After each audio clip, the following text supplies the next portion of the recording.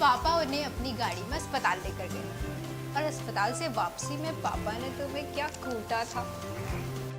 लगता है तुम सब भूल गए। और वैसे भी जो आदमी सीधी सीधी लाइन नहीं खींच सकता वो सीधी सीधी बिल्डिंग्स क्या खाक बनाएगा।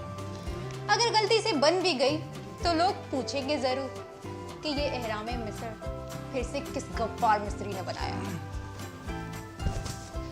और तुम्हारी बनाई हुई इमारतें सिर्फ और सिर्फ कबाड़ रखने के काम आएंगी, क्योंकि वो इतनी टेढ़ी होंगी कि रहना बहुत ही दुश्वार होगा। तुम एक काम करना, सबसे पहले ना चिड़िया घर बनाना। तुम्हारी जहानत देख के ना वो तुम्हें उसमें एक कमरा जरूर दे देंगे। लोग जब तुम्हारी बनाई हुई बिल्डिंग देखेंगे ना तो एक बात तो जरूर कहेंगे कि इस इंजीनियर को अकल और तालीम दोनों चीजों की बहुत जरूरत है। कोई ऐसा इंजीनियर तो हो जिसे देखकर लोग ये कहें कि है कोई बेवकूफ जो पैसे लेकर ये काम कर रहा है।